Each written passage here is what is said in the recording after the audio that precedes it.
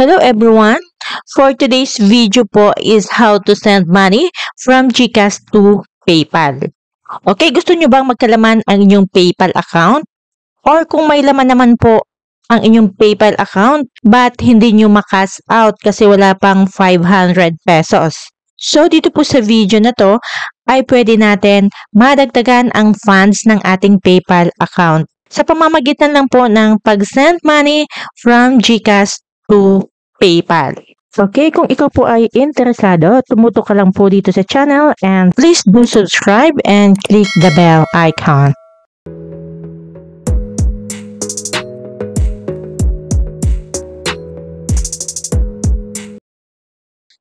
Okay, i-open ko lang po ang aking GCash account.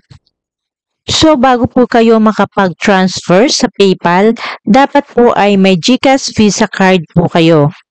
So, kung wala ka pa po GCash Visa Card, ay may tutorial po ako nito kung paano makakuha ng GCash Visa Card at kung paano naman ito i-link sa ating GCash account. Okay, ilalagay ko po yung link ng mga yan sa aking description box and sa comment section. Now, kung ikaw ay may GCash card na, first step is i-link nyo po sa inyong PayPal account. Okay, i-open ko lang ang aking PayPal account. Then, hanapin ang wallet. And under ng wallet, my bank and cards. Pindutin natin ang add new. Then, piliin ang debit and credit cards. And pindutin ang enter your card info. Then, enter your password to continue. At i-fill out ang information ng ating GCash Visa Card. Sa likod ng iyong GCash Visa Card, doon mo makikita ang mga ilalagay natin dito na information. Ilagay ang card number, ang expiration date, then yung CVV ay makikita rin natin sa likod ng ating GCash Visa Card. And dito po sa billing address, pwede nyo po i-change. Okay, but for me, okay na po itong aking billing address. And then, pindutin na po ang link card.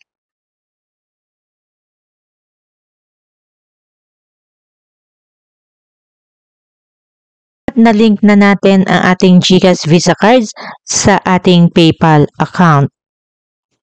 Next step ay kailangan natin ng isa pa pong PayPal account. Ang pangalawang PayPal account na to ay pwede sa'yo if kung dalawa po ang PayPal account mo. Pwede rin po sa inyong kapamilya, sa mga kaibigan mo, or sa iba pa pong kamag-anak. Dahil kahit nakalink na po ang ating GCash Visa Card sa ating PayPal account, ay hindi po pwede mag-transfer. Pwede mag-transfer sa ibang PayPal account, but hindi po pwede sa PayPal account na kung saan po ay nakalink ang ating GCash Visa Card. So, dito na po papasok ang isa pa pong PayPal account. So, ang gagawin po natin ay sending money from GCash Visa Card papunta po sa ibang PayPal account. Okay, to send, dito po sa homepage, ay i-click nyo po yung send. Then, i-enter nyo po dito yung username or email address ng second PayPal account. Okay, lalabas po dito yung name and email address ng PayPal account. I-click nyo po ito. At dito po ay ilagay po natin ang amount of money na gusto natin isend. Okay, ang isisend ko po ay 400 pesos only. Then, click next. At dito po ay i-click po natin itong for friend and family. Then, dito po ang piliin natin ay GCash Visa Card dahil po ay magsisend tayo from GCash to PayPal. Okay, i-click na natin ang next. So, makikita natin dito yung amount na 400 pesos yung isisend natin at may PayPal fee po na 28.60 pesos.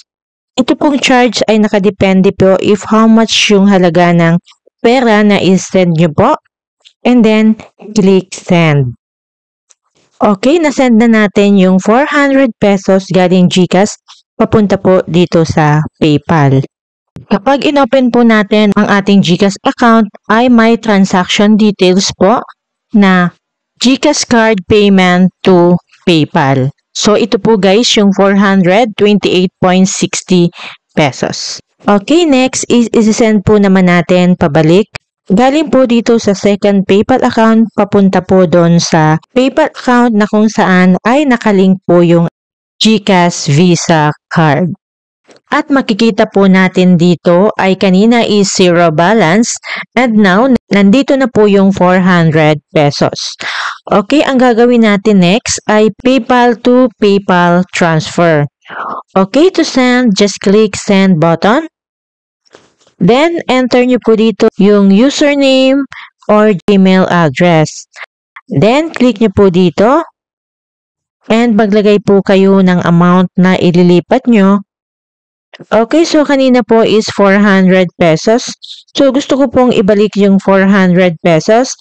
But, mapupunta na po ito doon sa PayPal kung saan nakalink po yung GCash Visa card. Okay, and then click next.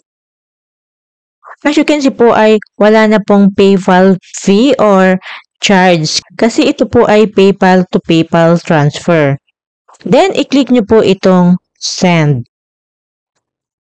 So, ayan, nakasend na po yung 400 pesos doon sa aking first PayPal account. Then, click done. Okay, so makikita po natin dito ay nabawasan na ng 400 pesos dito sa second PayPal. And bumalik na po sa 0 balance. First is money received, 400 pesos, and then second is money sent. Same amount of 400 pesos. Okay, silipin naman po natin yung PayPal na pinaglipatan natin ng 400 pesos. Ito po yung may nakalink na GCash Visa card. Okay, kung mapapansin nyo po guys ay medyo malabo po yung isa and ito po ay medyo malinaw. Kasi magkaiba pong phone and magkaiba pong account. So, ayan nga po, from 367.40 pesos ay naging 767.40 pesos. And may lalabas po dito na GCash Visa cards sa bank and cards kasi nakalink nga po yung ating GCash Visa card. Okay, so dito po ay money sent 428.60 kasama po yung charge and money received 400 pesos. Okay, hanggang dito na lang po itong video and sana po ay nakatulong po ako sa inyo kung paano po mag-send money from GCash to PayPal.